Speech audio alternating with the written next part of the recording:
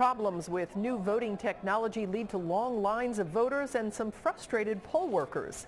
Good evening, everyone. As we wait to get any election results from big issues like marijuana legalization, we're learning that wait could be a little bit longer because of voting problems at some Hamilton County precincts.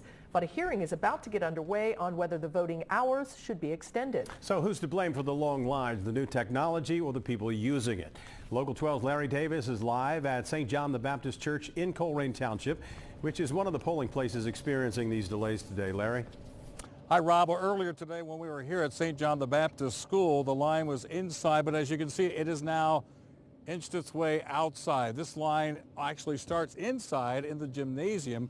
I would estimate that at least 150 to 200 people are standing in line, so things have not improved all that much. There have been a lot of frustrated looks on the faces of voters and poll workers. Voters say they have never seen it like this in the past. Usually it's quick in and quick out. Not today, as everybody gets adjusted to a thing we call high tech. Voters were stunned to see a long line waiting for them at St. John the Baptist School. There was approximately 50 to 75 people in line and over an hour wait, and people were getting discouraged and leaving.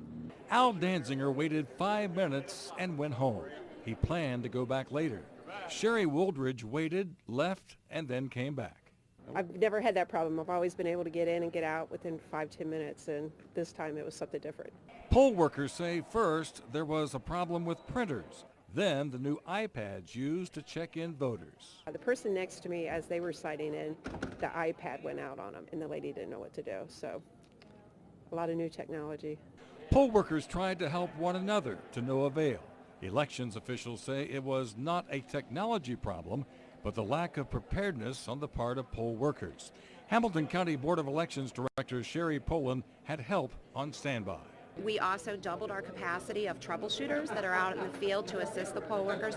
We also doubled our capacity of help desk staff down at the board in anticipation that whenever, again, you introduce something new, you're going to have some problems. Al Danziger said he would be back, and he was.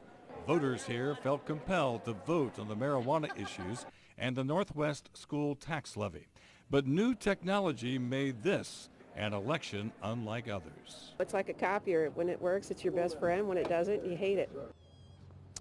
And Rob, late today, Hamilton County Board of Elections Director Sherry Poland told me that in the event that an iPad would have gone down when they check you in to vote, they always had those old paper books that they've had in the past as a backup just in case they did have a problem. Now, while there were long waits today, they hope to get the kinks worked out in this year's election in time to get things sorted out for next year's presidential election. In the meantime, when you go to the polls tonight, you'll be greeted with all kinds of campaign literature just in case you haven't made up your mind.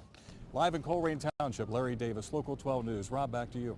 Larry Davis, thanks very much. The ACLU of Ohio called on the Hamilton County Board of Elections to extend voting hours because of this problem. The court hearing on that is expected to get underway in the next hour or so, and we plan on taking you there live.